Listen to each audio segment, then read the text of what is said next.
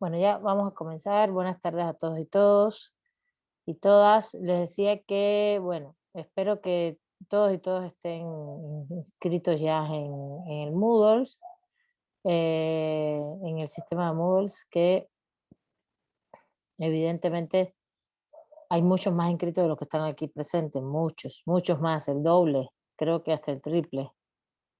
Y bueno, ya saben que están las clases grabadas en YouTube, yo lo sé, pero es importante como mantener el ritmo de la clase. No es solamente que después las puedas ver, sino que vayas leyendo y manteniendo el ritmo de la clase, a no ser que lo hagas en lo personal. Si lo haces en lo personal, buenísimo, pero si no puedes mantenerte, estar en la clase, yo creo que les va a costar después trabajo, aunque sea ver las clases mismas, ¿no? Pero bueno, escucharlas, etcétera. Bueno, ustedes deciden, aquí todos somos adultos, tampoco me voy a, no es algo que me, pues siempre pasa, es normal con todos los grupos, ¿no?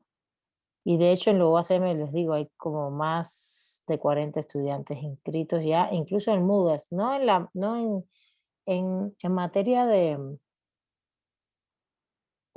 de la lista, hay pues como 50 estudiantes y en el Moodle como pues debe haber unos 45 aproximadamente, ya hay 40 y deben haberse inscrito un poco más. Se los comento porque como quiera que sea,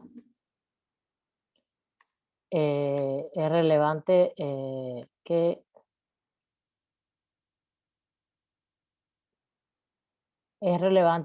que participen en las clases, como lo que están haciendo ustedes. Lo estoy diciendo acá y que se esté grabando para cuando las vean los otros puedan saber y entender lo que estamos hablando. Y se enteren también. Bueno, vamos a empezar la clase. A ver, ¿qué hemos hecho hasta ahora? Hasta ahora lo que hemos estado es debatiendo un poco el concepto, debatiendo un poco, no, debatiendo el concepto de filosofía. Em, a partir de diferentes autores, dos autores que trabajan más el ámbito, evidentemente, el ámbito histórico de la filosofía, y hoy quería adentrarme en algunos temas que plantea SEA y también el texto de Brian McGee. En los temas que plantea SEA, evidentemente, al final de en el texto que analizamos, pero la parte final, la segunda parte, justamente a partir de el acápite que dice, más que historicidad de los problemas filosóficos, el problema de la filosofía, ya eso, la historicidad ya la vimos, el problema de la filosofía y el problema de la filosofía, exactamente, que es el cuarto acápite. Se supone que ya tuvieron más que tiempo para leer todo, la verdad no voy a estar, es como cansado repetir todo lo que dicen los textos son textos bonitos, inteligentes, bien escritos, que se entienden, es verdad que pueden tener algunos elementos que uno no conozca, y yo quería preguntar, a ver, porque por ejemplo, el tema de SEA, quiero preguntar dos o tres cosas. Bueno, déjenme primero hacer un repaso de lo que hemos también visto. Que hemos visto el concepto de filosofía, hemos visto que estudia la filosofía, las ramas, el proceso histórico de su surgimiento, sus orígenes y las diferencias entre filosofía y ciencia. Ahí nos quedamos en la clase pasada, justamente en esa diferencia que sí la vimos y nos quedamos justo en el punto que vamos a tratar hoy, porque hoy lo vamos a ir mencionando, en el punto donde Héctor de Jesús, si mal no recuerdo, fue que preguntaba entonces que si, bueno, si la ciencia se dedicaba a los particulares a describir la realidad, que se dedicaba a la filosofía o que era la filosofía en sí que estudiaba o etcétera. ¿Está bien? Entonces, esa pregunta la vamos a responder en la clase de hoy, pero vamos a responderla a partir de, evidentemente, la reflexión justamente que hace SEA en ese cuarto capítulo, que es el problema de la filosofía, y también a partir del texto de Brian McGee, o la entrevista entre Brian McGee y Isaías Berlin. ¿Está bien? Y se supone que ya leyeron, entonces vamos a ir dialogando sobre el tema. ¿Sí van conmigo? ¿Van bien? ¿Estamos juntos, juntas? ¿Sí? ¿Ubicados en lo que estamos planteando? ¿Sí? Sí, profesor. Bueno, entonces, gracias Jacqueline, gracias a los que contestaron. Bueno, entonces, vamos a ver, ¿cuáles son hay como 4 categorías que maneja Leopoldo Sea, que a mí me parecen muy interesantes en el problema de la filosofía. A ver si alguien las puede destacar. El cuarto acápite, que justamente es el problema de la filosofía. ¿Quién me puede decir? Él como que está explicándonos cuál es el problema de la filosofía, qué es lo que hace la filosofía. Entonces, en esa explicación maneja como 4 categorías fundamentalmente. Como él dice, la filosofía se dedica a tal cosa, y se dedica a tal cosa porque pasa tal cosa. Y eso es lo que me interesa. Hay como 4 conceptos fundamentales. ¿Qué tipo de cosas se dedica a la filosofía? ¿Por qué se dedica a ellas y no a otras? ¿En qué momento es que se dedica a ellas? Esas son las cosas que él trabaja en ese cuarto acápite. A ver, ¿quién me lo dice? Ya yo, más que explicarles, ahora hace falta también que ustedes participen, porque hace falta que lean, si no, no leen nunca. A ver, ¿quién me dice?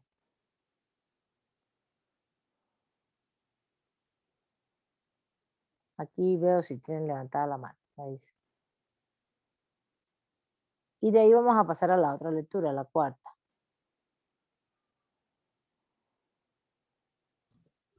Profesora, a ver, A Leopoldo ver, Sea en la introducción de la filosofía, más o menos en los capítulos, dice que la ciencia es la transformación de toda esa evolución de la filosofía. pero él, cuando es el cuarto acápite del problema de la filosofía, del texto de introducción a la filosofía de Leopoldo Sea, él ahí te dice, ¿cuál es el problema fundamental de la filosofía? ¿Por qué la filosofía hace tales y tales cuestionamientos? ¿Por qué los hace? ¿A qué se dedica realmente? ¿En qué momento lo hace? ¿Por qué lo hace de esta manera? ¿A dónde quiere llegar? ¿No? Y ahí te está dando los elementos de la diferencia entre la filosofía y la ciencia. Recuerden que hablamos que la ciencia la ciencia se dedica a explicar lo que es, lo que hay, ¿no? De manera descriptiva, ¿no? Mientras que la filosofía no se dedica justamente a explicar, sino es prescriptiva, ¿no? Y eso lo vimos en la clase anterior. A ver, Josefina. Maestra, él habla de que hay gente, que a los que les gusta servir a la gloria o al dinero, y otras dice que teniendo todo no les importa tener nada para ellos, pero que tienen el afán del conocimiento y que, o sea, lo que les interesa es la sabiduría sin obtener nada para sí, y nos pone el ejemplo de la vida vista, según él, a través de los filósofos, que es como si fuesen, que hay una feria y que mucha gente va a la feria pues a divertirse, a obtener lo que hay ahí, pero que hay otra gente que nada más va a observar qué hacen y cómo lo hacen. Entonces, pues ese serían dos de los términos que a mí me llamaron la atención, y marca que la ciencia, o sea, la filosofía pues es divina, y pues anteriormente pues yo ya sabía que era llamada como la madre de las ciencias, pero también pues ya empieza él menciona del tipo de puntos de vista que se tiene sobre la filosofía, y habla de las etapas que ha ido viviendo la humanidad. Por ejemplo, habla de cuando a quién o qué era lo que buscaba la sabiduría o los filósofos, y habla de varios puntos. Por ejemplo, habla de la Edad Media, que se enfocaban más en Dios, y en la Edad Moderna nos enfocamos más en la realidad supuestamente de las cosas, y nos pone ejemplos de Platón, de Aristóteles, de Sócrates, de los presocráticos, de Sócrates, de Platón y de Aristóteles, y nos da el punto de vista de cada uno de ellos, cuál es el significado para cada uno de ellos de lo que es la filosofía. Y por ejemplo, Sócrates habla de la filosofía como un saber de los dioses, reservado para los dioses, y que Platón opina que él se enfoca más en las cosas inmutables,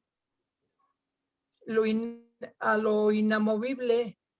Entonces le llama ideas, pero son ideas del ser divino. Y él habla de una búsqueda perpetua a la verdad y a la belleza. Eso es Platón. Y Aristóteles habla de que la ciencia ocupa de causas de los principios de las cosas.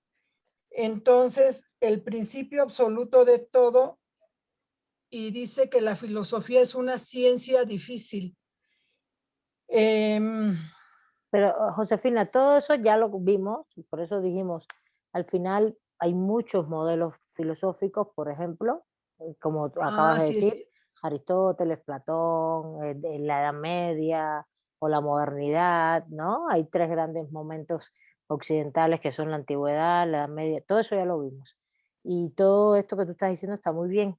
Lo que hicimos la clase pasada es decir, ¿cuál es la distinción entre filosofía y ciencia?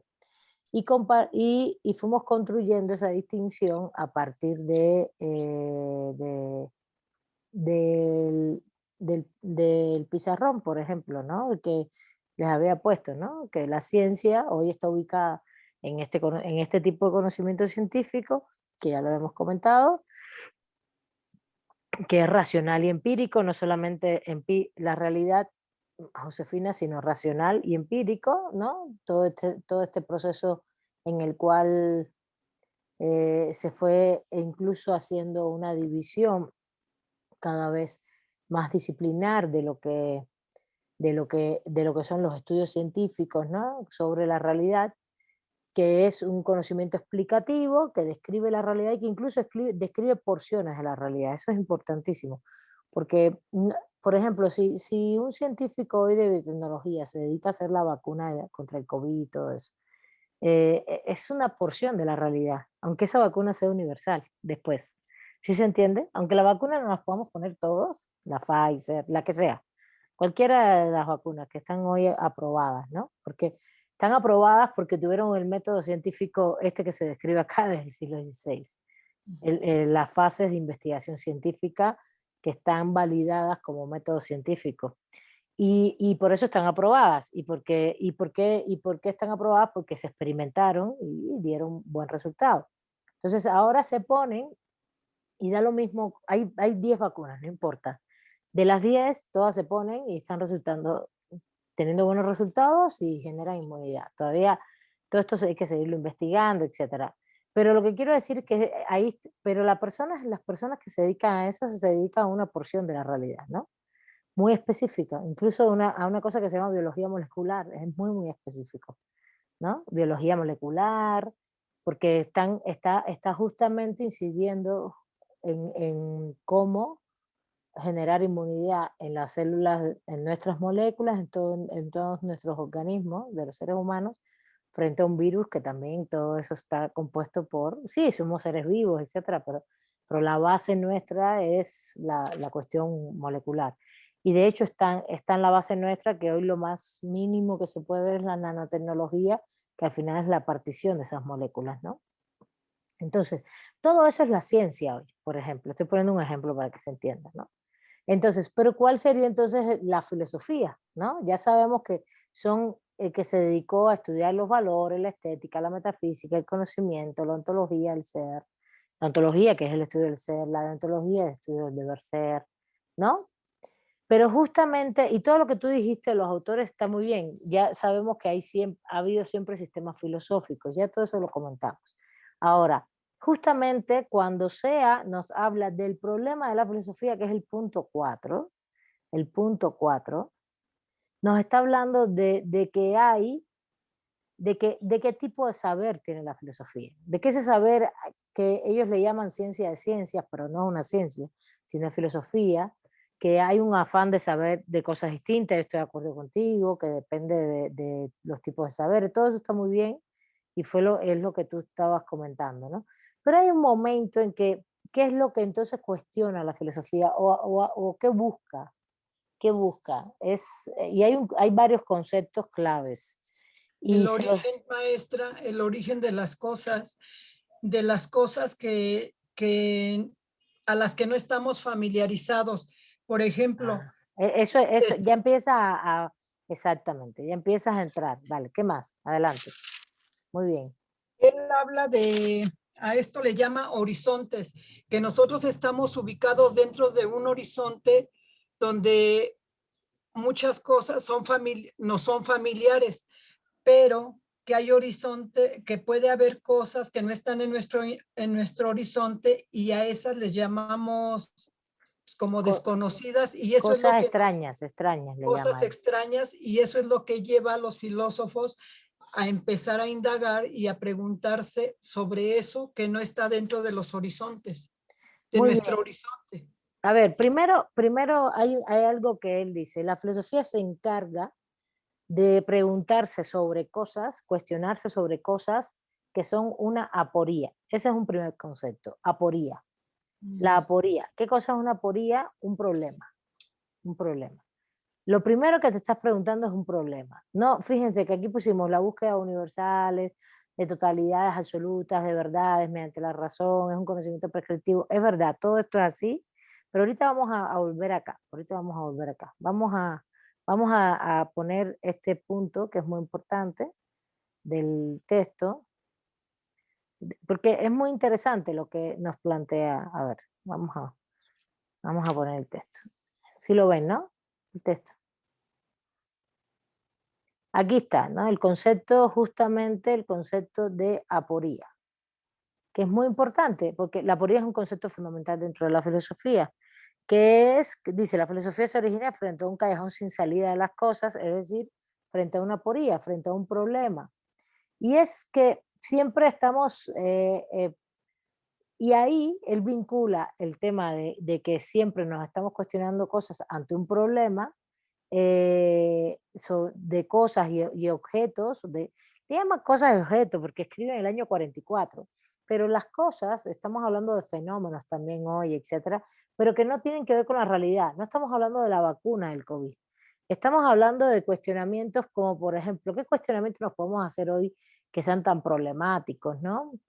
Y también el texto de Isaías Berlín y la entrevista es muy interesante porque también dice, es que te cuestionas cosas, que te la pasas cuestionándote cosas que tienen que ver, sí, con problemas, pero no te cuestionas la empiria, no te cuestionas dónde está el pan en la alacena, dónde está el pan en una bolsa.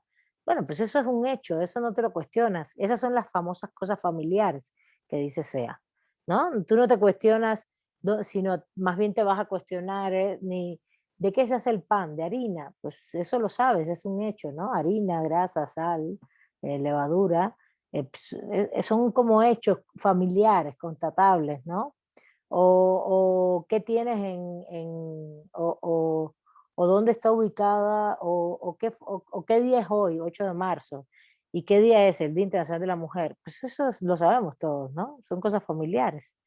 Lo que nos cuestionamos en todo caso son cosas que no son familiares y que ahí es donde empieza, y ahí están los conceptos. Primero es el concepto de aporía como un problema, y después es el concepto de cosas extrañas. Usar la categoría de extrañeza para hacerlo el centro, objetos extraños, cosas extrañas. A ver, un objeto extraño no es una obra de arte, sino el significado de esa obra de arte, ¿no? ¿Qué significa esa obra? Pues sí, eso es parte de la estética, por ejemplo, que se lo cuestiona la filosofía, una obra de arte. Dice, entonces hay dos clases de objetos, los que llamamos familiares, los que llamamos extraños, y esa categoría es la segunda que usa el SEA, que a mí me parece muy importante, para que entendamos qué es lo que se cuestiona la filosofía, ¿no? ¿Qué es la justicia, por ejemplo? Nos es extraño la justicia, no es que la justicia esté ahí a la mano, no es que sea un hecho, es lo que está distinguiendo entre el hecho empírico, que es el de ver que hay un virus y el virus no provoca una enfermedad que nos puede provocar hasta la muerte, producto de inflamación de órganos, como es lo que está pasando hoy, o cuestionarte, eso es un hecho y hacer el método científico para llegar a la vacuna también son hechos, ¿no? Y entonces hay una serie de principios en la ciencia muy claros sobre cómo hacer ese método científico y los que son biólogos, yo no, nosotros no sabemos eso, pero bueno, por lo menos yo no, sabrán qué principios y cuáles son los temas relacionados al, al- a relacionados a cómo hacer una vacuna, ¿no? Cómo hacer una vacuna antiviral, porque eso está muy estudiado ya, ¿no? ¿No? Tienes que agarrar del virus, tales, yo lo único que he leído es que son proteínas y cosas, y que hay que agarrar y atacar eso. Yo no lo puedo explicar, la verdad, no lo sé, son principios de biología molecular que no entiendo, aunque trato de leer sobre el tema, pero no lo entiendo bien porque no lo conozco y punto. Para mí eso es extraño, es verdad, pero sí sé que eso está en la ciencia, pero la filosofía se encarga de otros objetos extraños. Por eso incluso él cuando habla de objetos extraños separa que todos esos objetos extraños pueden estar, y esto es interesantísimo, pueden estar dice que no los comprendemos, no sabemos qué son, por ejemplo, eh, y no es porque sean extraños, dice, porque estén fuera, sino son extraños porque sino son extraños y están fuera porque están ocultos, porque no son tan evidentes. Y ese concepto de que está oculto quiere decir que no es evidente, que no son tangibles. No es el hecho de saber que ahí hay plantas, animales, que esto es una taza, ¿no? No es cuando habla aquí de ocultos, tiene que ver con el concepto de intangibilidad, que hasta cierto punto no podemos agarrarlos, ¿no? De la mano. Y por eso ahí entran los valores, por ejemplo, la justicia, o entra la belleza, que es lo bello, ¿no?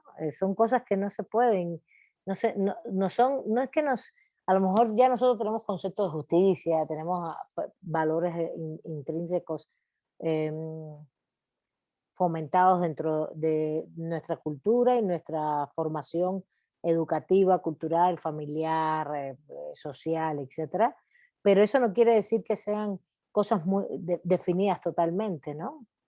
Y que constantemente nos podemos comprender. Por ejemplo, cuando tenemos, ¿qué es la muerte, no? Cuando tenemos una pérdida y la gente siempre se pregunta, ¿pero por qué? ¿Por qué se murió? Pero no vas al hecho científico, ¿no? Bueno, tuvo un paro cardíaco o le dio COVID y tuvo una inflamación y un shock orgánico, que es lo que pasa con el virus, que hay una inflamación orgánica y hay un shock orgánico. Por eso la gente no es que fallezca solamente de neumonía, la gente fallece del shock orgánico que implica el virus. Bueno, eso ya lo sabes, ¿no? No, la gente se pregunta de la muerte en filosofía más pensando en la trascendencia, en por qué, en qué significa la muerte, en cómo la sentimos, en el dolor. Y ahí es donde está, y la muerte, por ejemplo, es un tema filosófico muy fuerte, muy importante. Entonces, no lo comprendemos, no sabemos qué es, son cosas extrañas. Eso es lo que dice SEA. Eh, por ejemplo, y aquí entra en esta división entre qué es extraño para unos y para otros, ¿no? Evidentemente para el economista, para el matemático, para las diferentes especialidades, tendrán en sus especialidades cosas extrañas y cosas comunes. Ahora, justamente, y ahí viene la categoría de horizonte que planteó Josefina. Si bien el primer concepto sería la aporía, la filosofía trata problemas problemas de cosas no familiares, sino de cosas extrañas, cosas que no comprendemos, que no están, que están ocultas, que no son, cuando digo ocultas, es que son intangibles, bastante intangibles. Y cuando hablamos de intangibilidad, estamos hablando de que son concepciones abstractas, que las vamos construyendo y las vamos cuestionando como seres humanos. Y entonces es lo que dice, nos encontramos que las cosas familiares son las que forman nuestro campo visual, lo que llama subir nuestro horizonte. Pero aquí viene una categoría que a mí me gustó mucho de SEA, que es que cuál es nuestro horizonte de cosas. No, sí, para nosotros la justicia es, por ejemplo, nosotros que estamos estudiando derecho, enseguida la vamos a asociar al derecho, porque ese es nuestro horizonte, ¿no? A ver, ¿quién tiene conceptos de justicia no asociados al derecho? A ver, o cuáles son sus conceptos de justicia. A ver, ¿quién quiere participar? Acuérdense que siempre estoy inscribiendo las participaciones, ¿no? Y hay cosas que son de reflexión, no es que tengan que haber leído todo. A ver, Concepto de justicia es darle a cada quien lo que se merece. ese es tu concepto. ¿Y quién es cada quien? A ver,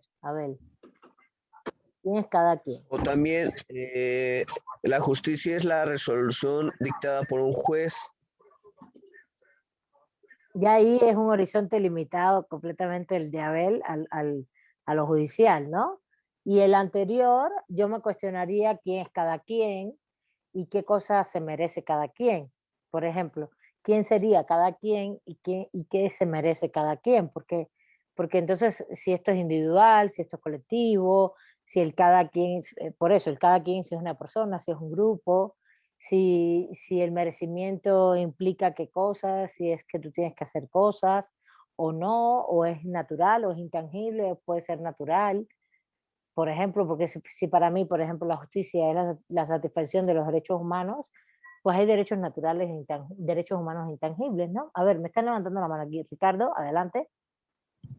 Hola maestra, buenas tardes. Un concepto de justicia tal vez no muy mencionado entre el derecho fuera de su relación, pues también sería lo que se llama comúnmente la justicia divina, ¿no? O el karma, ese del que obra mal, le va mal y esas cosas. La justicia, entonces tú dirías que la justicia sería el karma. Hay gente que lo piensa así, ¿no? Que Ah, le da gusto cuando la vida le cobra a alguien sus malas acciones, tal vez. Eso es justicia para algunos. pues sí. Pues, y te dirían el mundo asiático, las religiones asiáticas que el karma es como la reencarnación, ¿no? De algo, ¿no? Si hiciste en tus otras vidas, hiciste determinadas cosas. Muchas veces decimos eso, ¿no? ¿Y qué hice yo en otras vidas? Porque me toque esto y esto y esto, ¿no? Hay mucho de eso. A ver, Diana, y después Ramiro. Muy bien. Bueno, el concepto que yo pensé es algo como más individual. Ok. Bueno, es como esa famosa frase que dice, tu libertad termina donde empieza la mía y pues viceversa, pero pues ya para entrar en el concepto de libertad, pues sería como muy subjetivo, ¿no? Igual entrar a filosofar aún más.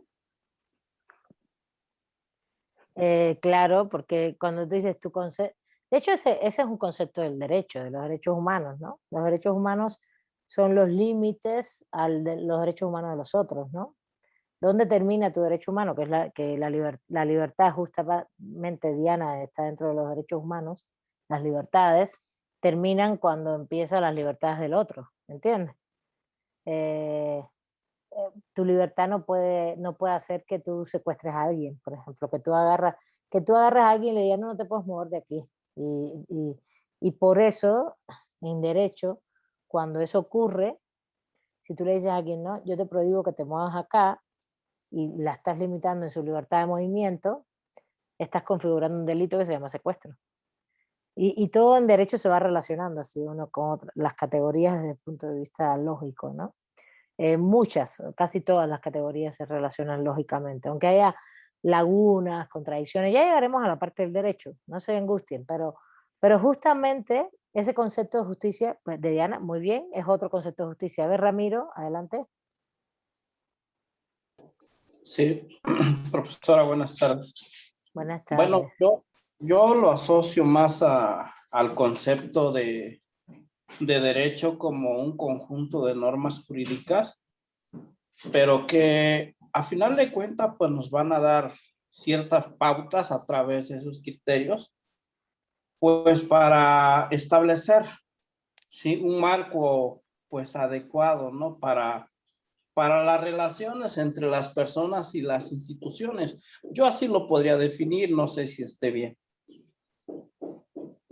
Pues para ti es un concepto estructural. Entonces, aquí lo que vemos es que, por ejemplo, lo que ustedes comentan es un horizonte limitado, ¿no? ¿Limitado a qué? A lo que a ustedes les es familiar, que es el derecho, ¿no? Y por eso se plantea el horizonte de cada especialidad es limitado. A ver, Luis Roberto. Bueno, a mí se me vino a la mente que justicia sería como reparar alguna cosa o un hecho que se supone que debería de estar bien, pero fue afectado. Bueno, eso es lo que se me vino a la mente, no sé qué diga Ok. usted. A ver, lo que están ustedes todos planteando, excepto Ricardo, son conceptos de justicia vinculados al derecho, en su mayoría, en su mayoría. Conceptos de justicia, aunque Abel también, Abel hizo un concepto de justicia más general también al inicio, y el de Diana vinculado a las libertades, pues sí, es más, es al derecho. Igual, por dar a cada quien lo que se merece también tiene una connotación más bien muy política jurídica. Y justamente es el horizonte limitado de la especialidad, ¿no? Es lo que está planteando el autor. El autor dice, justamente, excepto el de Ricardo, que es un concepto vinculado a la existencia, a la existencia del ser, ¿no? Incluso a la religión. Entonces, y lo que yo digo es, todo concepto que que están elaborando es un concepto vinculado a su horizonte. Y esta es la otra categoría, el horizonte tiene límites, ¿no? El horizonte tiene límites porque es lo que nosotros conocemos, nos es familiar, pero justamente dice, la filosofía también tiene su horizonte. Por ejemplo, hasta ahora estamos en nuestro horizonte hablando de un concepto, pero el autor lo que nos dice es que el horizonte de la filosofía es otro, es un horizonte más de totalidad, no es un horizonte particular, no es el concepto de Abel, de Luis, de Ricardo, de cada uno, de Diana o de Ramiro. Es un concepto el horizonte de la filosofía es mucho más amplio. Y se trata de totalidad. Y ese es el tercer concepto. Hablamos de aporía, hablamos de cosas simples y extrañas, familiares y extrañas. Hablamos de horizonte y ahora el horizonte implica, el de la filosofía implica totalidad. Lo que la filosofía quiere saber es algo total, quiere saber de todo, pero de manera total, totalizante. Ahora, ¿qué querrá decir esto? Y ahí, bueno, nos vuelven a explicar lo del horizonte, que ya lo vimos, puede ser personal, puede ser profesional, puede ser nacional, puede ser temporal. Esto es importantísimo porque puede ser que el horizonte hoy, por ejemplo, en materia de ambiente, de naturaleza, es muy distinto al horizonte del siglo XIX, ¿no? O el horizonte en materia de derechos humanos y de percepciones acerca de la vida hoy es mucho más amplio y muy diferente al del siglo XIX, por poner un ejemplo. Eh, y, y evidentemente los horizontes tienen épocas, temporalidades, y eso es importantísimo. Ahora, a ver, alguien...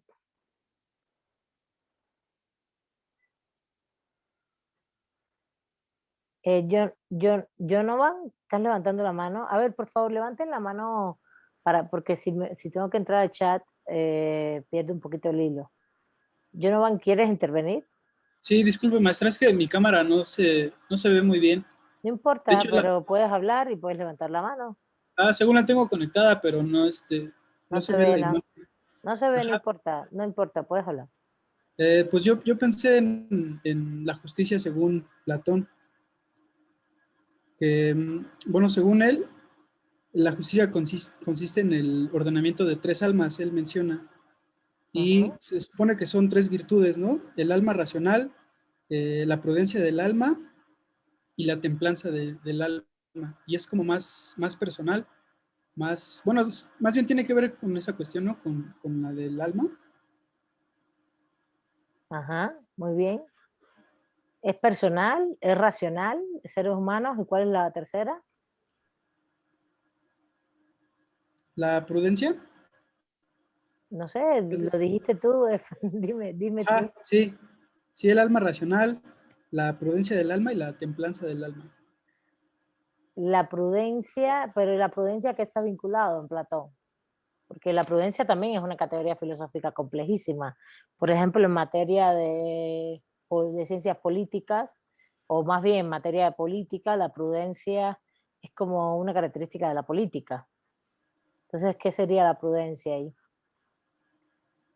Pues es que él refiere como a una razón que es como para autogobernarse, ¿no? Entonces, yo creo que ser prudente trata de ver con el hecho de también no corromperse a sí mismo. No corromperse a sí mismo. La prudencia vinculada a la virtud, y que de ahí lo saca también Maquiavelo, de esas reflexiones, prudencia y virtud. De hecho, son como las características de la política y del político, de hecho, justamente, más que de la política. A ver, vamos a ver, igual sigues ubicando la justicia en un concepto de alguien incluso, de alguien. A ver, ¿a dónde estamos llegando? Lo que queremos es usar categorías que nos den explicaciones, más que pensar en alguien, y eso es un poquito la idea de esta clase, que ustedes piensen por sí mismos, no pensemos por alguien, ¿no? Aunque leamos a Platón, a Aristóteles, a todos los autores, al final uno se va adueñando de diferentes problemas.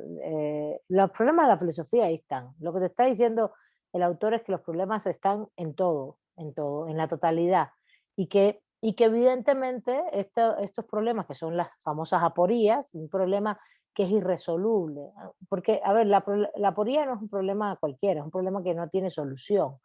No es que, bueno, es que se acabó el agua y hay que cavar un pozo para que haya más agua, ¿no? Hay un problema que tiene solución. Estamos llenos de problemas diarios, ¿no?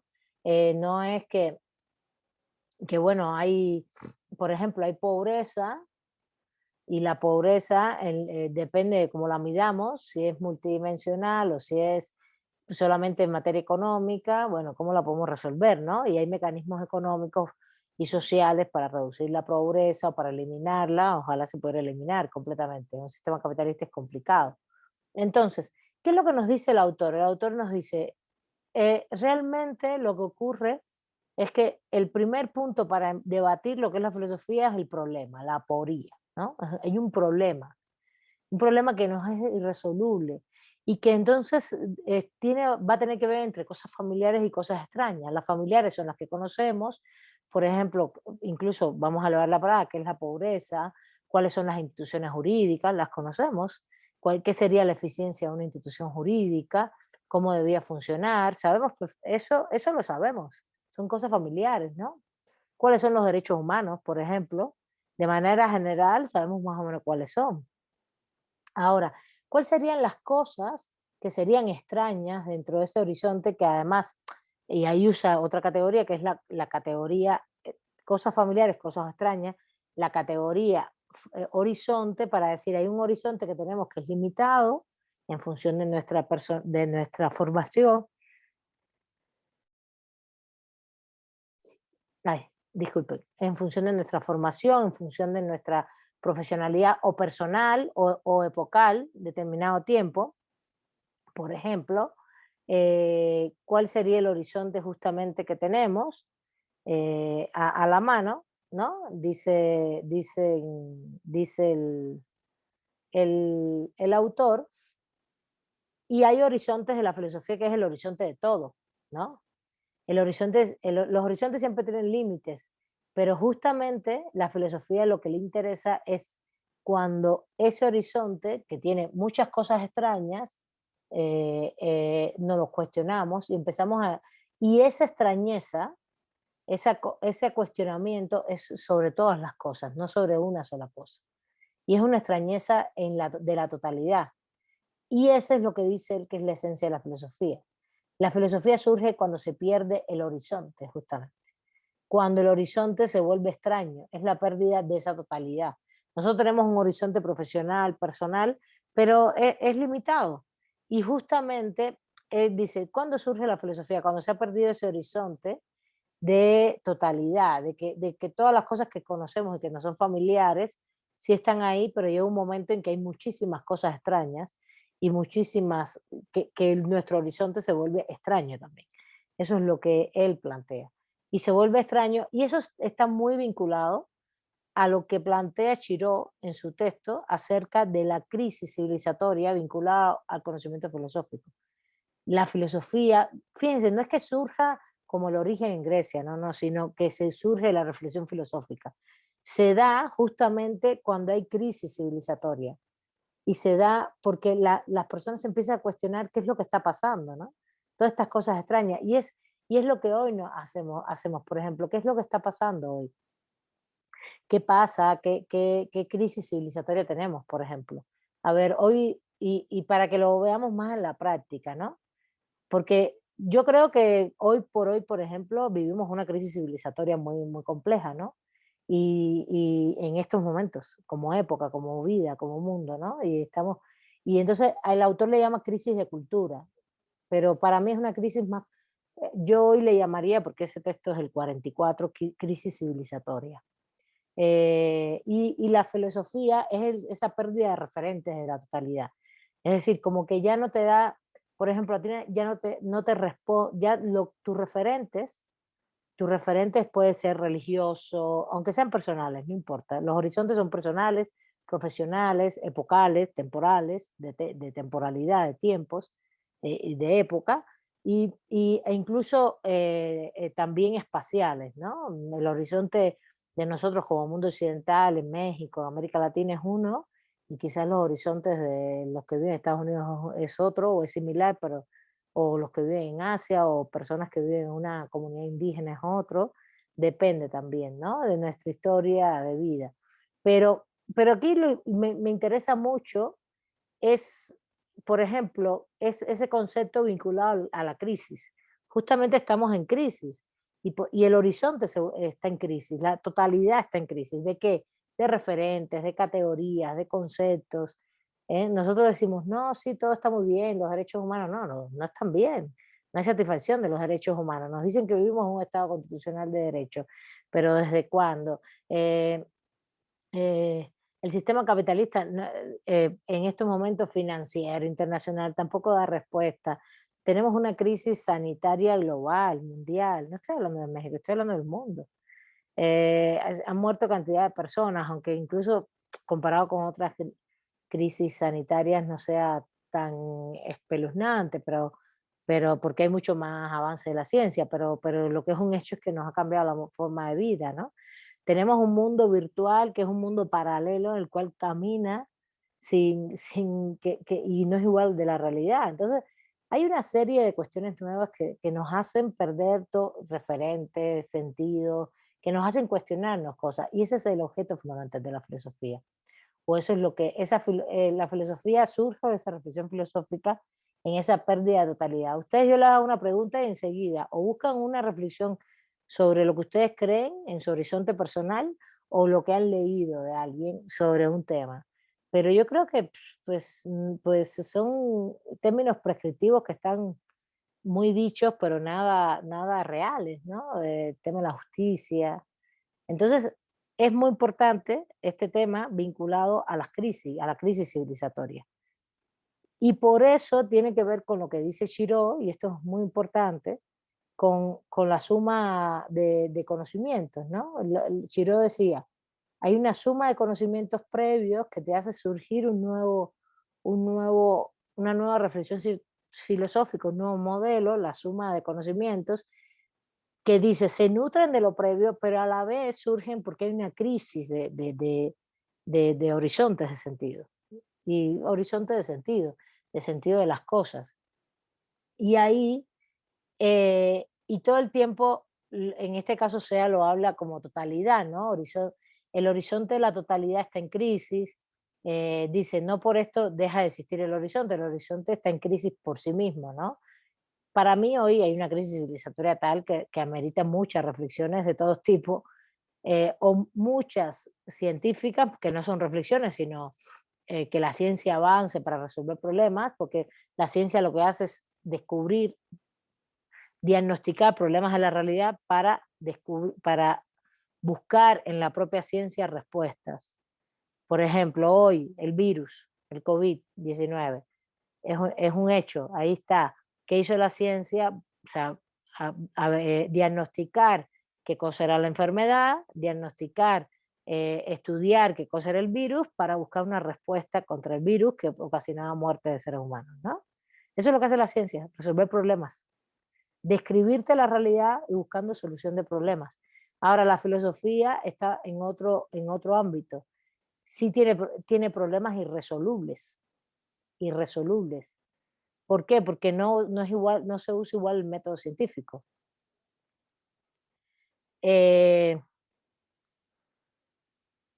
Y lo que hace, más bien mediante métodos racionales es porque usa el pensamiento, porque usa la abstracción, el pensamiento, la reflexión, y buscarle sentidos, significados a determinadas reflexiones que nos hacen hoy, que para nosotros son problemas irresolubles. Por ejemplo, la justicia, que ustedes enseguida fueron a dar conceptos, pero realmente no tenemos un concepto muy definido de nada. Lo que va a pasar en estas crisis civilizatorias, que es el otro punto de la pérdida de totalidad, de que el horizonte está en crisis y por eso estamos reflexionando sobre nuevos problemas filosóficos, lo que va a pasar es que va a cambiar con estos nuevos surgimientos de modelos filosóficos, de sistemas o de reflexiones, cambia el sentido de las cosas. Y ese es el tema. Cuando hay crisis civilizatoria va a cambiar el sentido de las cosas. Por ejemplo, una filosofía basada en el siglo XIX, como la filosofía marxista, ¿no? Que la reflexión fundamental, como desde el punto de vista de toda su reflexión, era cómo socializábamos los seres humanos, ¿no? Si tú te vas a la filosofía del siglo XVIII, justamente toda la reflexión está basada en que el ser humano es igual al otro ser humano. En el siglo XVIII, estoy hablando de la Ilustración francesa, por ejemplo. Si tú te vas a toda la filosofía política, lo que le interesa es la reflexión de que los seres humanos tenemos una relación de igualdad, ¿no? Frente a la aristocracia. Ahí hay una crisis civilizatoria. ¿Cuál es la crisis? La crisis del Estado absolutista, la crisis de la monarquía, ¿no? Entonces lo que está diciendo justamente el siglo XVIII con la Ilustración es que los seres humanos naturalmente somos iguales, ¿no? Y esto es muy interesante porque eso también está en el texto de Isaías Berlín y McGee. Dice, es que justamente la gente se cuestiona cosas, se cuestiona creencias, ¿no? Se cuestiona creencias no se las cuestiona, las asume y no quiere cuestionárselas, él dice, ¿no? Entonces, ese es el horizonte de sentido que tú tienes muy claro, no, si todo, debemos ser subordinados al rey, por ejemplo. Vamos a verlo históricamente, vamos a ser subordinados del rey, somos subordinados y claro, el rey tiene que estar donde está porque es un mandato de Dios, ¿no? Y nosotros somos subordinados, siervos, vasallos o sociedad cortesana de la corte, porque este es nuestro lugar, ¿no? Y nuestro lugar es, por ejemplo, ser señores feudales y los otros y las otras es siervos, vasallos, etcétera. Y ese es su lugar, porque así Dios lo dispuso. Y eso es una creencia, y eso se lo cuestionaron en el siglo XVIII todos, y dijeron, bueno, pero ¿por qué? ¿Quién dice que Dios, y eso lo dice muy claro la otra entrevista, el otro documento, el otro texto, ¿por qué tenemos que asumir que no todos somos iguales, seres humanos naturalmente iguales? Que es lo que ellos ponen como horizonte, y ahí está la crisis está en cuestionarte ese sentido y significado previo que es el de asumir que los reyes y los señores feudales y las cortes tenían una condición natural de de jerarquía por encima de todos los seres humanos, de superioridad, porque por mandato divino, y ellos tenían derechos por mandato divino, y nosotros siervos y vasallos no. Y entonces el pensamiento del siglo XVIII, que es un pensamiento de ruptura filosófico, se cuestiona todo eso. ¿Y qué pone en el centro? Pues al ser humano. A los seres humanos dice, pues todos somos iguales. Y todos somos iguales. Y se cuestionan, se lo cuestionan, y ahí está, hay un problema. El problema, fíjense, no es un problema solamente irresoluble. El problema, el problema irresoluble es por qué realmente hay una categoría de superioridad en la concepción de que él, que es tan ser humano como yo, es superior a mí. Ese es el cuestionamiento que no está solucionado. ¿Y cuándo le das la solución? Cuando das la respuesta filosófica. Todos los seres humanos somos iguales. No sé si me entendieron ese trayecto histórico del siglo XVIII, por ejemplo. Como un proceso de un estoy vinculando las dos lecturas. Hay una crisis civilizatoria, hay una crisis cultural, le llama crisis cultural, y esa crisis cultural se responde, empieza con una aporía, con un problema irresoluble. ¿Cuál es la aporía? El problema irresoluble. Pues que la gente se empezó a cuestionar por qué los reyes y los señores feudales tenían derechos divinos o derechos por encima de las demás personas. La filosofía se lo cuestionó. Fueron las personas, los que hacían filosofía, los que hacían filosofía política, los que reflexionaban, se hacían esos cuestionamientos.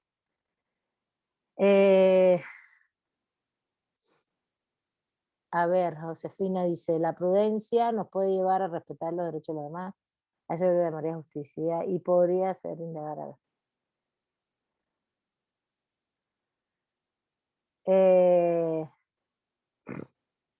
Bueno.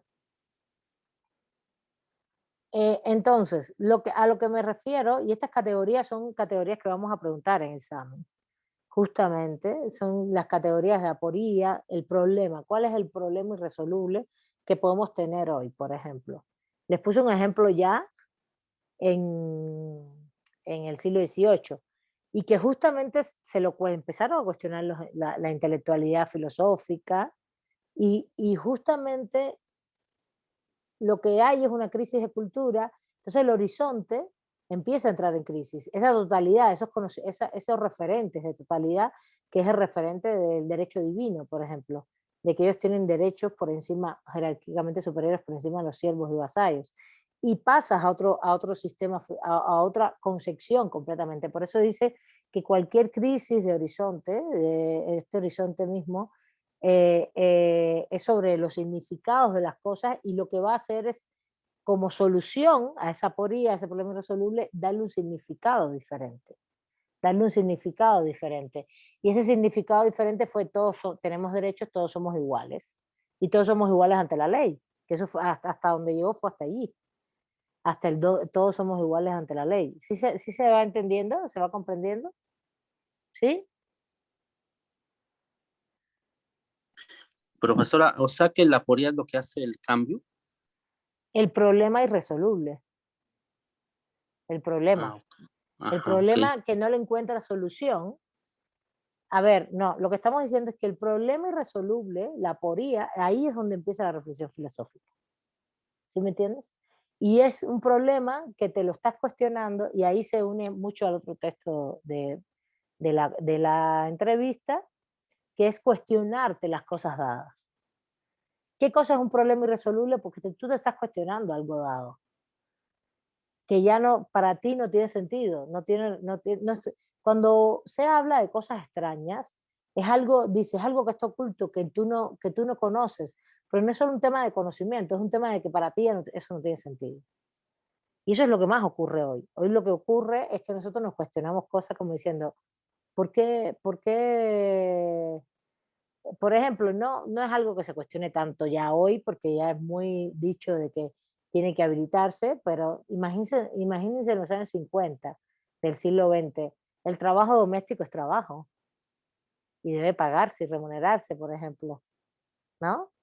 El trabajo doméstico que hacemos mujeres y hombres, no solo mujeres. Es verdad que el 98% del trabajo doméstico lo hacemos las mujeres, pero es un trabajo y debería remunerarse y debería considerarse laboralmente. Entonces, pero nadie se lo cuestionaba antes. Eso nadie se lo cuestionaba. Nadie se cuestiona ese proceso en el cual tú dices, ah, no, sí está bien. O el concepto famoso de democracia, ¿no? El concepto famoso de constitucionalismo liberal, ¿no? La democracia tiene que eso se fue construyendo también en la política, tiene que ser los derechos de propiedad, de libertad, y de propiedad privada, y nadie, y la división de poderes. Y entonces en un momento en que esa era la democracia. Entonces, en filosofía política se hizo un horizonte de sentido sobre la democracia que nadie se lo cuestionaba, hasta que todo el mundo se lo empezó a cuestionar, ¿no? Que no funcionó. Incluso porque tenías un problema ahí. Y un problema que te hace llegar no solo al... Fíjate, ¿qué haría las ciencias políticas y sociales? Decirte que la democracia, la división de poderes no funciona por esto y por esto y por esto, y empezarlo a medir institucionalmente, ¿no? A medir. Eso es lo que haría las ciencias sociales y políticas, medirlo en la vida cotidiana, en México, como realmente no, en los tres poderes, por ejemplo, medir históricamente, no sé, en los últimos 20 años, o yo diría sí, sobre todo en los últimos 30 años en el neoliberalismo, cuánto funcionó la división de poderes, por ejemplo. No funcionaba, no funciona nunca, no ha funcionado casi nunca, nunca, la división de poderes en los países latinoamericanos. Pero probarlo, las ciencias políticas te lo probarían empíricamente, te buscarían metodología cuantitativa y cualitativa para probar cómo las instituciones no se contrapesan. ¿Sí se entiende eso? ¿Sí entienden eso? Y la filosofía lo que hace es reflexionar sobre la categoría desde el punto de vista político, ¿no? Si realmente la división de poderes como principio de funcionamiento democrático o principio de la democracia te sirve realmente en función de la política y no solo la división de poderes, ¿no? Por ejemplo, el tema de la concepción de que los derechos son la limitación del poder, que son principios, todos esos son principios, ¿no? En filosofía política, por ejemplo. O el tema de que la representación tiene como principio de funcionamiento de la política es fundamental hoy, es el único, el que debe existir, y no solamente la participación, sino la representación, es decir, votar por alguien para que ellos hagan en las estructuras institucionales lo que te manden. Ya lo estoy vinculando un poquito al derecho para que lo vean más claro. Entonces, llega un momento en que, ¿cuál es la aporía? El problema irresoluble es que no funciona para nada. No solo, la cosa extraña es que no es que tú no sepas que eso está ahí, sino también hay problemas es que hay crisis democráticas, por ejemplo. Incluso la cosa extraña en materia política puede ser el tema de las crisis que hay en un espacio determinado, ¿no? Crisis como levantamientos populares, por ejemplo, un levantamiento popular, un proceso, por ejemplo, en el 94 el zapatismo. Ay, ¿por qué sucedió eso? Es extraño, ¿no? Es extraño. Y te empiezas a reflexionar, pero no solamente lo ves desde las ciencias políticas. Las ciencias políticas dirían, bueno, es que los pueblos indígenas han estado marginados, no se les ha dado atención. Podrías hacer todo un estudio de pobreza, de marginación, etcétera, todas esas ciencias sociales. Pero la filosofía se encargaría entonces de pensar cuáles son las crisis de horizontes de sentido, los problemas de horizontes de sentido que hay en ese momento en la política que nos impide entender, por ejemplo, qué es lo que está pasando. Por ejemplo, para seguir con el tema del 94 del zapatismo, ¿por qué se levantan si ellos son ciudadanos mexicanos? Bueno, serán ciudadanos mexicanos, y si buscas el concepto de homogeneidad en el cual metimos a los pueblos indígenas dentro de los mexicanos, consistió también en meterlos a la fuerza en un sistema político, jurídico, que no era natural para ellos. Entonces nunca participaron, evidentemente, y nunca tampoco le diste parte, los excluiste, aunque eran ciudadanía mexicana, los excluiste todo el tiempo. Y en esa exclusión está basado el tema de que justamente como horizonte político estás pensando en una ciudadanía homogénea como concepto. Por ejemplo, estoy pensando cosas de filosofía política, no sé si van conmigo, ¿no? ¿Sí van conmigo? ¿Vamos juntos? ¿Sí? Sí, profesor. Y Sí, profa. entonces, justamente los debates que se dieron, por ejemplo, con los 90, con el levantamiento zapatista y con la caída del campo socialista, porque no solamente tiene que ver con el levantamiento zapatista, sino la caída de los referentes del socialismo real, del marxismo clásico, etcétera, de esos referentes de marxismo donde más bien el centro eran las clases campesinas, obreras, ese era el debate como sujetos políticos, es pensar que había otros sujetos, que es lo que se llamó después sujetos emergentes, que había otros sujetos en la política que no se estaban teniendo en cuenta. Y de ahí surgen toda una serie de reflexiones que son teóricas y filosóficas sobre la pluralidad, no solo en la ciudadanía, porque la ciudadanía sigue siendo bastante estrecha, ¿no? Ciudadanía mexicana, ¿no? Para vincularlo un poquito constitucional, sino en la pluralidad del funcionamiento de la política, de la economía, de lo social, al punto de pensar, por ejemplo, que los pueblos indígenas también tienen derechos diferentes a los que tenemos nosotros, que no somos pueblos indígenas. Y esos también tienen que estar regulados. Y eso fue lo que pasó después de los 90. Se regularon en las constituciones los derechos de los diferentes grupos, que no solo son los pueblos indígenas, también todos los grupos que tienen un nivel de vulnerabilidad tal, pero sobre todo me interesa el de pueblo indígena que es un sujeto específico de derecho colectivo. Y toda esa reflexión siempre viene por un problema irresoluble, y un problema irresoluble que tú dices, bueno, ¿y qué está pasando aquí? Y te puse un ejemplo, el levantamiento zapatista, ¿y qué pasa aquí si tenemos un país democrático? Aunque no funcione, ¿sí me entiendes? Estás reflexionando las categorías de filosofía política. No sé si me están entendiendo. O estoy tratando de llevar a la práctica y a hechos históricos concretos esa reflexión filosófica. Sí, No sé si maestro. ¿van conmigo? Por eso, cuando el autor dice, ¿sí van conmigo o no? ¿Sí? Sí, Por eso el autor cuando dice que la filosofía es la pérdida de la totalidad, es de la totalidad de todo, cuando habla de totalidad no habla de todas las cosas, habla de tus significados de sentidos y referentes en ese momento histórico. Y esto es muy importante porque eso es lo otro que dice SEA, que es muy relevante, que ya lo hemos dicho varias veces, que tiene que ver con que,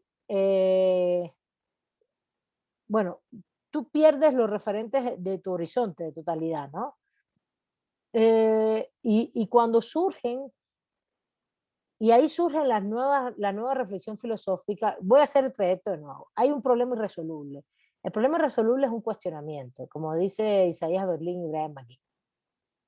Te cuestionas las cosas, te cuestionas las creencias, te cuestionas lo que existe. O hay sucesos y hechos históricos, vamos a complementarlo un poquito más, que te hacen cuestionar lo que hay. Ellos lo dicen como, te cuestionas lo de tus padres. No, sí, pero tú te cuestionas el concepto de ciudadanía, el concepto de sujeto de derecho. Tú dices, bueno, ¿y qué es lo que está pasando aquí cuando hay un levantamiento como el zapatista, por ejemplo? Y asumes que sí, que todos somos ciudadanos mexicanos, que todos tenemos derecho. ¿Qué te estás cuestionando? Te estás cuestionando, es la vinculación, y ahí hay un tema importantísimo, porque todo el mundo cree que la filosofía es una reflexión racional sin piso, sin piso en la práctica, y no.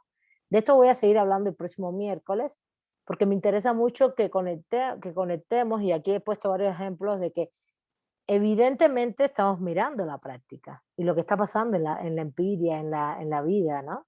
Y en las ciencias sociales, estás leyendo y estás viendo qué te está diciendo la ciencia, pero tu cuestionamiento es de totalidad, es de referentes de sentido globales, más complejos. Y un ejemplo como el de los 90 nos da la medida de que hoy a nadie se le ocurre decir que no hay derechos colectivos de los pueblos indígenas, y los que lo dicen porque son muy, muy conservadores. Son gente que está pensando todavía en los sujetos de derecho del siglo XIX y del siglo XVIII. Por Dios. Y entonces ya hay incluso convenios internacionales, ya estamos en la parte práctica técnica jurídica, pero lo que digo yo es que cambiaron los referentes de sentido. A partir de un problema, te lo cuestionaste, lo reflexionaste y perdiste tu totalidad, perdiste tu horizonte y tus referentes sobre quiénes son los que deben tener derechos y qué tipo de derechos tenemos los que tenemos derecho. Es esa justicia que decía Abel, ¿no? Dar a cada cual lo que se merece. Bueno, pero ¿quién es el cada cual? ¿Y qué es lo que se merece? Y llegó un momento en que la reflexión nos llevó por temas como multiculturalismo y pluriculturalidad, por ejemplo. Son principios filosóficos eso, en materia jurídica. No estamos hablando de principios, el multiculturalismo, la pluriculturalidad son principios filosóficos. ¿Y por qué llegaste a ellos? Porque te diste cuenta que no tenías una sociedad que era monocultural, sino era pluricultural. Incluso no solamente multicultural, sino es pluricultural. Y ahí tu referente de totalidad se empieza a ampliar y empiezas a decir, entonces los sujetos de derechos son más amplios. No son solamente el sujeto individual, el individuo que tiene derechos y libertades, solamente. Como decía Diana, no, voy a dar una referente más individual o personal. Pues sí, ella lo dijo muy personal, individual. Bueno, entonces estamos pensando en una noción mucho más, más amplia. Somos diferentes todos y todas. Y dentro de esas diferencias somos diferentes los grupos, que hay grupos, y dentro de esos grupos hay grupos que tienen poder y grupos que no tienen poder. Y estamos enfrentados. Entonces ustedes dicen, pero eso es eso es ciencia política, ciencia social. No, eso es parte de la reflexión filosófica. Y nos estamos nutriendo no solo de estudios, sino también de lo que vemos en la realidad. Y vamos construyendo otros principios. Por eso se habla siempre de las causas, las primeras causas, los primeros principios. Y por ejemplo, hoy ya incluso no hablamos de multiculturalismo, porque el multiculturalismo es que existen muchas culturas y que todas confluyen a la vez, pero es que no es que todas las culturas confluyen a la vez así nomás. La cultura gringa occidental se ha comido todas las culturas nuestras, no manchen, la cultura hoy, ¿qué es la cultura hoy? ¿Cómo se vive hoy? ¿Qué consumo tenemos? ¿Cómo lo hacemos? Hay una cultura occidental que ha arrasado, moderna, con todo ese tipo de racionalidad. Entonces, y ha arrasado con todas formas de vida diferentes. Entonces, se llegó al punto de decir, no solamente somos multiculturales, somos pluriculturales. Es decir, el multiculturalismo implica que todas las culturas confluyen mutuamente.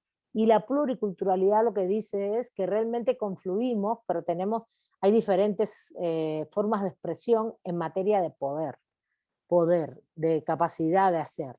Es decir, que evidentemente una cultura occidental como la gringa, la europea, se ha impuesto frente a las culturas milenarias indígenas, por ejemplo, que tenemos diferentes estatus y que eso hay que respetarlo. Al tener diferentes estatus tenemos que entonces poner en un estatus de paridad a la cultura indígena frente a las culturas occidentales, por ejemplo. No sé si me están entendiendo. Y eso es el pluriculturalismo, es darnos cuenta que somos diferentes culturas, pero que estamos en una situación de poder y que eso entonces el derecho tiene que acotarlo. Y por eso se le dan los derechos a los pueblos indígenas. ¿Por qué no se le dan los derechos a los hombres blancos propietarios de Texas? No, es que ya ellos lo tienen. Se le dan los derechos a los que tienen una relación de poder menor. Y ahí está surgiendo un concepto filosófico, que es el pluriculturalismo. Y surgen muchos más conceptos, el pluriculturalismo, o el pluralismo intercultural y la interculturalidad, es pluralismo intercultural, somos plurales y la relación es entre culturas, tenemos que ser iguales porque hay relaciones de poder. No sé si entendieron esta reflexión, que es una reflexión contextual filosófica de cómo se da un problema, cómo hay hechos históricos y cómo hay un horizonte, un referente, una crisis de referente de sentido, cómo sigue reflexionando y origina nuevos principios. ¿Sí? ¿Se entendió? Lo acabo de hacer con un ejemplo, ¿no? A ver, entonces, el último punto de lo que dice SEA, para ya terminarlo, es que cuando cambia así el sentido de las cosas, gracias, Jairzinho, cuando cambia así el sentido de las cosas, por esas crisis, se generan nuevos principios, y lo acabo de hacer con un ejemplo como es el tema, los conceptos de multiculturalismo, pluralismo intercultural, que es el que usamos hoy, por ejemplo, para pueblos indígenas es pluralismo intercultural. Y entonces se generan esos horizontes de sentido como una nueva totalidad conceptual, ¿no? Ahora, ¿qué es lo que va a pasar? Que todos esos principios son de épocas, son contextuales. Es decir, el horizonte de sentido hoy de pluralismo intercultural que utilizamos, por ejemplo, para los pueblos indígenas en materia de derechos humanos, como una categoría filosófica, teórica filosófica, para poderlos analizar y para poderlos poner en el centro de la discusión y decir, a ver, no es más importante los derechos de los que somos, no son iguales los derechos de los que son hombres blancos propietarios o blancos propietarios, incluso occidentales, individuales, que los pueblos indígenas, que siempre hay que ponerles un poco. Por eso la construcción de los derechos de los pueblos indígenas tiene determinados candados para protegerlos, porque realmente el capitalismo, que son los blancos propietarios, están asediando sus recursos, sus saberes, sus todo. Entonces, esta categoría nos sirve no solo para analizarlos, sino para ponerlos en una posición dentro de las normas jurídicas de interpretación, porque esto es lenguaje, ¿no? De interpretación de las normas jurídicas, donde los pueblos indígenas tienen que estar aquí o por encima en un sistema que es tan desigual como el sistema capitalista. Y ahí empiezan otros horizontes de sentido. Pero esto es de época, esto es ahora, esto lo tenemos ahora. E incluso estamos luchando, por ejemplo, el artículo 2 constitucional de México habla de una sociedad pluricultural, la mexicana. Eso es un concepto, un principio filosófico. Pero estamos luchando ahora por llevar eso a la práctica. Ya eso no es filosófico. Llevarlo a la práctica es técnico, es jurídico, es derecho constitucional, es ciencias sociales, ¿no? Y que realmente se apliquen. Y entonces lo que plantea el autor es que estos principios siempre cuando se conforman son por épocas, ¿no? Cuando se conformaron los principios de que los reyes tenían derechos por derechos divinos, pues tiene que ver con el cristianismo, evidentemente. Y tiene que ver con todo el desarrollo del pensamiento dogmático cristiano, ¿no? El pensamiento cristiano, que después se volvió un dogma, no es dogmático cristiano, sino cristiano, que llegó a ser un dogma y logró tener desde el año, no sé, 200 y tantos que la religión cristiana se institucionalizó en Roma hasta 1400 o 1200, porque a partir de 1200 se cuestionó mucho, hubo 200 años de cuestionamiento, pero hasta el siglo XVI, que estuvo en el centro ahí como, y el siglo XVI entre comillas, porque no, realmente el Estado, después esto sí fue fundamental en el Estado absolutista, es decir, hasta el siglo XVII, XVIII. Es porque son la Revolución Francesa, la independencia de los Estados Unidos, la independencia de América Latina, cuando te cuestionaste que esos reyes tenían el poder. Duró muchísimo. Y eso es una crisis de horizontes de sentido que se vuelve política. Lo que quiero es que entiendan es que la filosofía no está alejada de la realidad en ese sentido, ni de la historia, y que esos principios que se construyen entran en crisis y vuelven a reconstruirse, y son contextuales históricos. ¿Está bien? Entonces, los problemas y las soluciones de los problemas tienen determinado horizonte de totalidad, pero justamente van a ser históricos. Y cada momento histórico puede tener varios horizontes de totalidad. Y ese es el otro punto y el punto final de la clase. Cada reconstrucción de horizontes filosóficos y de nuevos principios tienen épocas y tiempos. Tienes tiempo y espacio. Pero a la vez pueden estar confluyendo en un mismo tiempo-espacio varios horizontes de totalidad. Ese es el otro punto. ¿Por qué? Porque hoy realmente, por ejemplo, esto que yo acabo de poner como ejemplo de pluralismo intercultural para los pueblos indígenas, está muy asumido en el pensamiento crítico, pero no está asumido en todo el pensamiento jurídico crítico, pero no está asumido en todo el pensamiento jurídico. El pensamiento jurídico positivista no le interesa eso. Liberal no le interesa. Al revés, dice que los pueblos indígenas son sujetos individuales como Abel, Luis Roberto, Josefina, Ricardo y yo. ¿Se entiende? Y eso es importantísimo porque entonces ahí tenemos referentes filosóficos diferentes y horizontes de totalidad diferentes.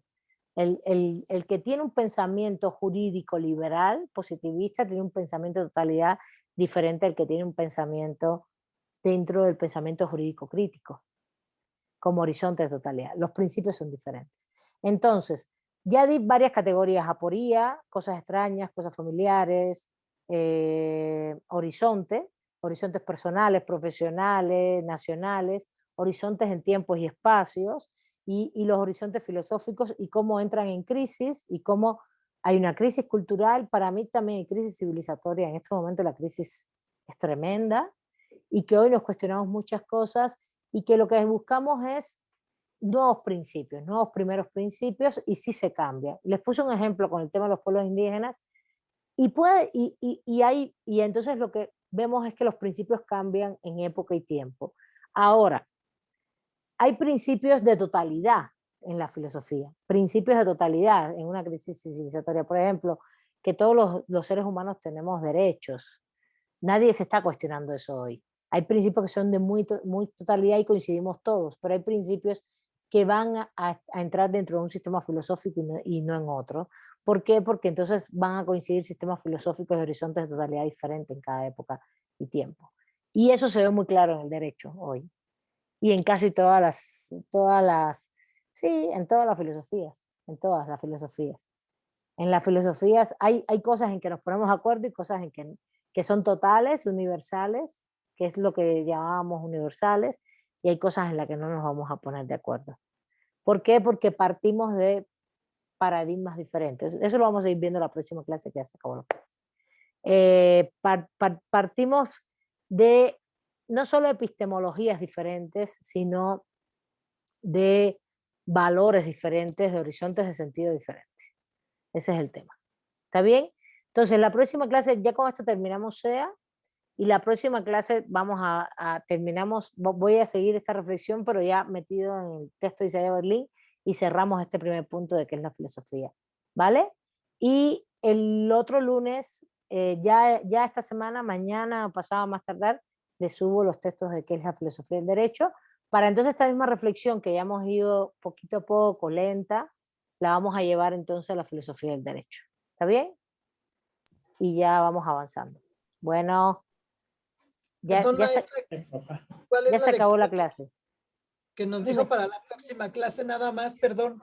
La próxima clase es la lectura de que ya debían haber leído para esta.